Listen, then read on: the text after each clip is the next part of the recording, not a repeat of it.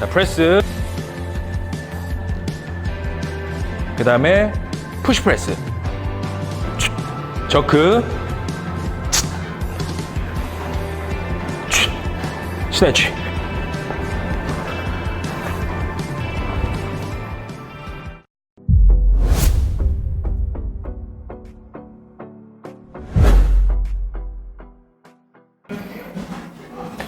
안녕하세요. 당신의 몸을 먼저 생각하는 트레이너 바디메이크업의 최창호 트레이너입니다.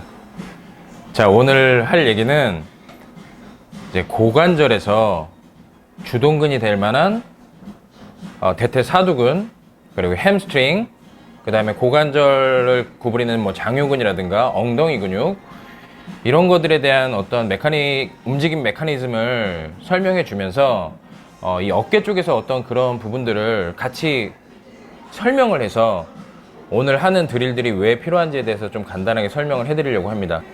무릎을 펴는 머슬인 대퇴사두근이 우리 스쿼트에서 굉장히 주동근으로 쓰인다는 건 누구든지 잘 알고 계실 거예요. 근데 이 대퇴사두근이 과도하게 단축되어 있거나 짧아져 있다면 엉덩이 머슬을 마지막 끝 지점에서 엉덩이 머슬을 조이는데, 엉덩이 머슬을 강하게 수축하는데 제한을 분명히 줄 겁니다. 결국에 움직임 메커니즘의 손상을 받게 될 거예요. 이거와 같게 우리가 풀업이나 프레스 했을 때, 특히 어깨를 위로 올리는 프레스 동작을 했을 때 고관절의 어떤 햄스트링이랑 대퇴사두근 같은 거를 풀어주는 건 이제 많이들 알고 계신 것 같아요. 근데 어깨 주변에서 이렇게 움직임 메커니즘을 손상시키는 근육이 하나 있습니다. 그런 것들을 잘 모르고 계세요. 물론 광배근, 그 다음에 대흉근은 이미 많이 알고 계셔서 그거는 제가 영상에서도 많이 보여드렸을 거예요. 오늘의 주인공은 삼두박근입니다. 이 삼두박근이 왜 문제를 일으키냐면, 우리가 천천히 프레스를 했을 때, 위로 프레스를 했을 때는 크게 다치지 않을 수도 있어요.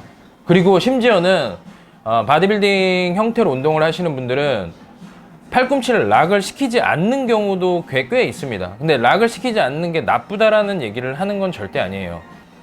우리가 역도성 운동을 했을 때 뭐 스네치라든가 푸시프레스, 저크 이런 걸 했을 때는 팔꿈치가 꼭 락이 걸려야 돼요. 내가 만약에 팔꿈치를 약간 구부린 상태에서는 근육에 과도한 긴장을 해야지만 팔꿈치를 계속 버티고 있습니다. 이 무게가 정점에 올라왔을 때는 팔꿈치가 락이 된 상태에서 무게가 얹어져야 돼요. 그래야지 안 다치게, 어깨를 안 다치고 운동할 수 있습니다. 굉장히 많이 중요한 건데, 여기서 우리 삼두박근을 팔꿈치를 피는 머슬로 생각하시는 분들이 꽤 많으실 거예요. 대퇴사두가 무릎을 피는 머슬임과 동시에 고관절을 접는 머슬이기도 합니다. 그거와 마찬가지로 삼두박근이 모든 세계의 삼두박근의 외축두, 내축두, 그 다음에 장두가 팔꿈치를 피는 머슬로만 쓰이는 게 아니고, 이 장두라는 머슬은, 그러니까 삼두박근에서 장두라는 머슬은 팔을, 어깨뼈를 신전시키는데, 팔을 뒤로 보내는데 쓰는 머슬이기도 해요. 그래서 걔가 만약에 제한이 된다면 팔이 제대로 굴곡되지 않을 거예요. 제가 말하는 팔의 굴곡은 여기서 이렇게 위로 올라가는 걸 말하는 겁니다.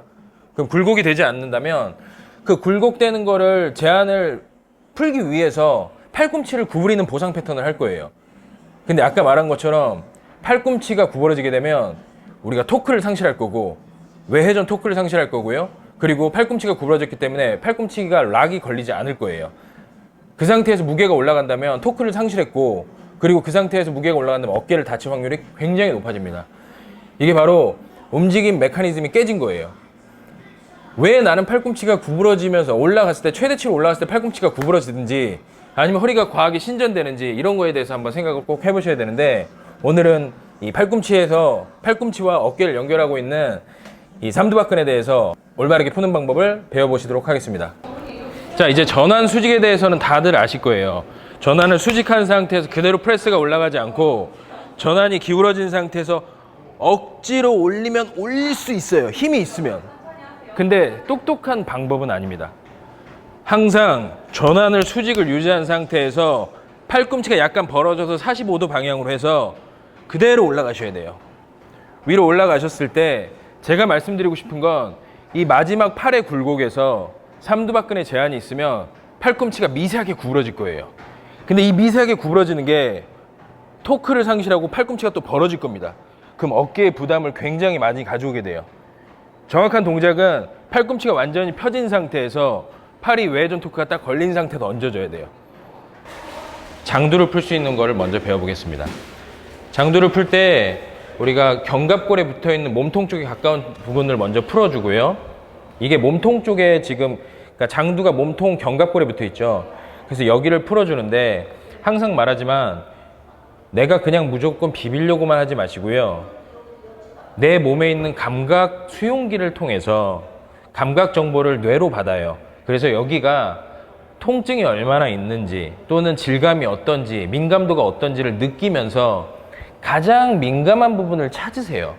항상 서칭하셔야 됩니다. 그냥 무조건 비비는 게 아니고 찾았어요. 그럼 찾은 곳에서 적게는 15초, 많게는 30초 정도 그대로 있어요. 그러면 스스로 근육이 근막이나 이런 것들이 굉장히 부드러워질 겁니다. 자, 그 상태에서 약간 교차로 해서 풀어줄 거예요. 교차로 해서 근육의 결이 이렇게 나 있다면 교차로 해서 한번 풀어줄 겁니다. 이것도 역시 15초에서 30초 정도 해주시면 좋고요. 그리고 나서 마지막에는 앞뒤로 움직이는 걸 역시 위아래로 움직이는 걸 15초에서 30초 정도 해주실 거예요. 이게 몸통 쪽에 붙어있는 삼두박근이라면 이제 팔꿈치 쪽에 붙어있는 삼두박근도 풀어야겠죠.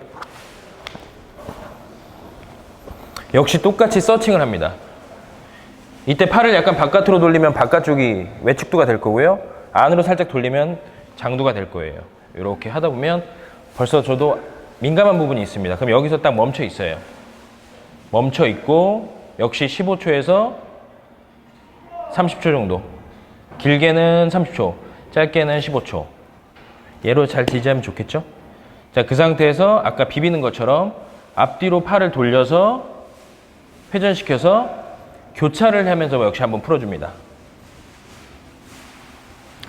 그리고 위아래로 역시 15초 정도 또 움직이시고 그 근처에서 그리고 마지막에 하는 게 굉장히 중요한데 근육을 근막을 잡아놓은 상태에서 연부 조직을 약간 뜯어낸다는 느낌? 그러니까 연부 조직이 좀 더 잘 움직일 수 있고 근막이 연부 조직이랑 잘 부드럽게 움직일 수 있게끔 여기서 팔꿈치에 무브먼트를 해요. 이때는 상당히 예민하신 분들은 통증도 약간 아프실 거예요. 근데 그 아픔이 막 엄청나게 아픈 게 아니고 뭔가 이렇게 늘어나는 느낌을 받으시면서 아프실 겁니다. 이렇게 해서 팔꿈치까지 고정시킨 상태에서 압을 유지한 상태에서 구부렸다 폈다 해주시면 끝나요. 굉장히 쉬워요. 심플하고. 자, 이렇게 됐을 때는 여기가 뻣뻣했던 분이 팔을 위로 들었을 때 굉장히 부드럽게 팔꿈치가 펴질 거예요. 만약에 부드럽지 못하면 아까처럼 이렇게 구부러지겠죠. 살짝 구부러지겠죠. 완전히 펴져야 됩니다. 첫 번째 드릴이었습니다.